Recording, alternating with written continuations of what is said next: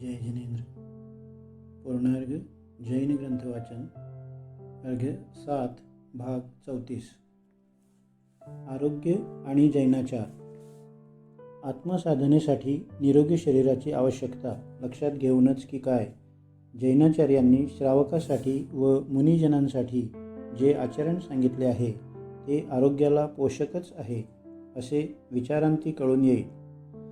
वैज्ञानिक दृष्टिकोन विचारात घेतला तर आचरणाचे समर्थन तर होईलच, पण वैशिष्ट्य असे की विज्ञानाने जैनाचार्याचा आदर्श समोर ठेवून वागावे आणि विश्वातील सर्व मानवजातीला आवाहन करावे इतका समीचीन उपदेश आहे।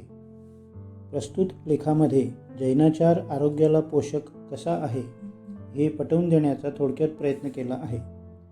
अनेक ग्रंथातून आचारासंबंधाने सविस्तर वर्णन आहे। त्या सर्वांचे मूळ अहिंसा आहे। श्रावक आणि मुनी यांचे आचरण अहिंसेवरच आधारलेले आहे। ज्यांना जैनागम समजलेले नाही किंवा समजून देखील पक्षाभिनिवेश सुटत नाही अशा विचारकांना अहिंसेचा अतिरेक वाटतो, पण विचारांती अहिंसेची महत्ता कळून येते। खाली काही आचारपद्धती दिल्या आहेत, त्यांचा सरळ आरोग्याशी संबंध आहे आणि विज्ञानाने देखील त्यांचे समर्थन केलेले आहे। जलगालन विधी।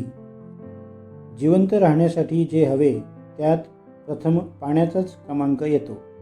हे महत्त्व लक्षात घेऊन जलशुद्धीचे विशेष वर्णन जैन शास्त्रातून केलेले आहे।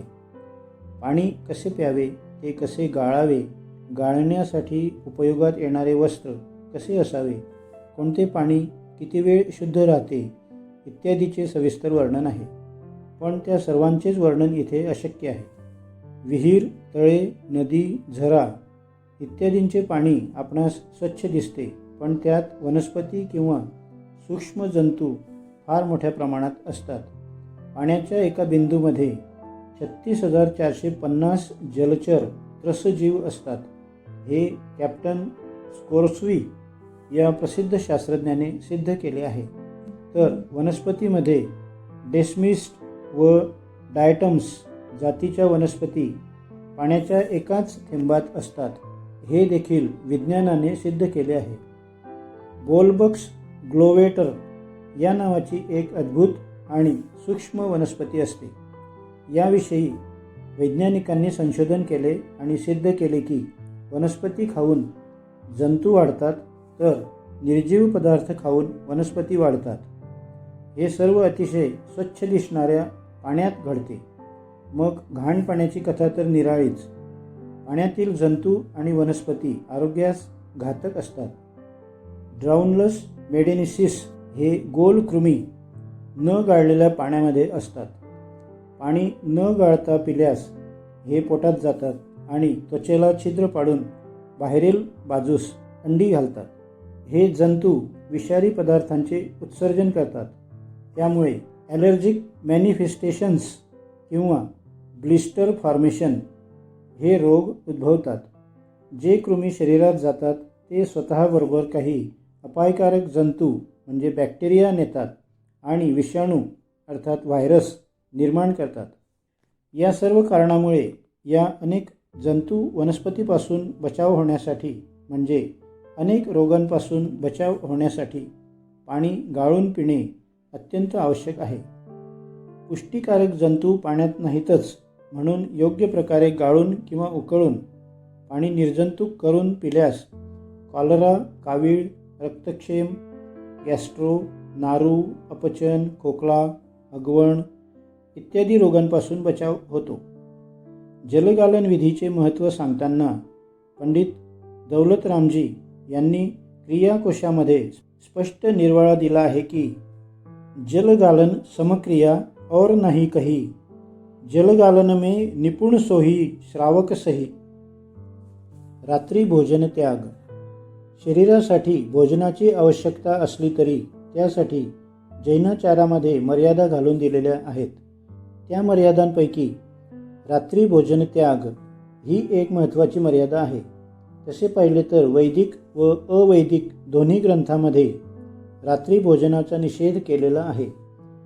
वैदिक दर्शनाचा भारत नावाचा ग्रंथ महाभारतातील शांती पर्व, मार्कंडेय पुराण इत्यादी जैनेतर ग्रंथामध्ये रात्री भोजनाचा स्पष्ट निषेध आहे.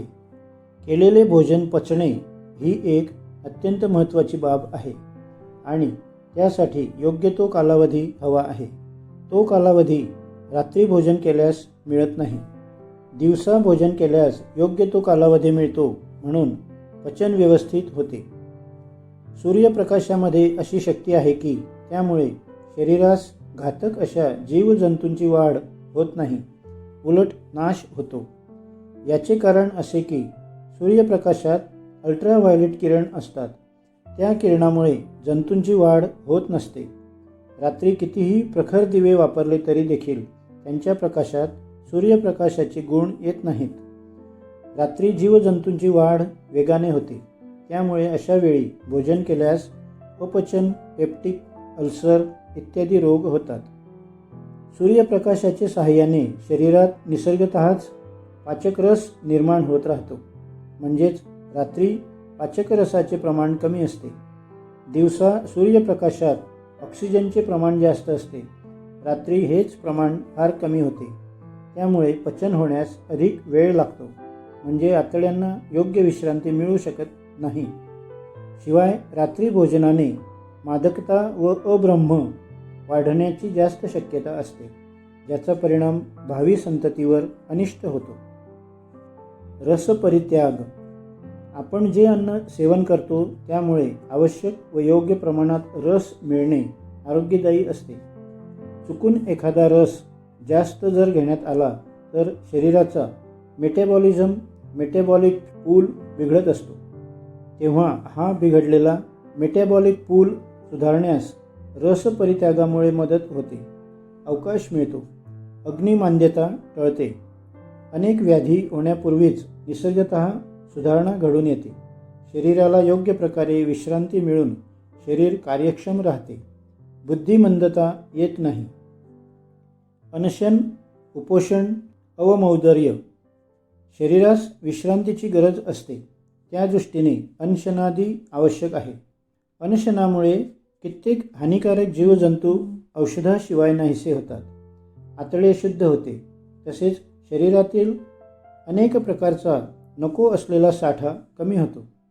मधुमेह, ब्लड प्रेशर, किडनीचे आजार, श्वसनसंस्थेतील आजार, हार्ट अटॅक, मेंदूतील रक्तस्राव, रक्तवाहिन्यांचे रोग, स्नायूंचे रोग होत नाहीत. चरबीचा अनावश्यक साठा वाढत नाही. अवयव कार्यक्षम राहतात व मेंदूही कार्यक्षम राहतो. जवळजवळ 80% रोगी आवश्यकतेपेक्षा जास्त भोजन करून रोगांना आमंत्रण देतात. शरीराचे सांधे, स्नायू कार्यक्षम राहतात. ॲल्डिहाइड, युरिया, कोलेस्ट्रॉल इत्यादी लेव्हल्स योग्य प्रमाणात ठेवल्या जातात.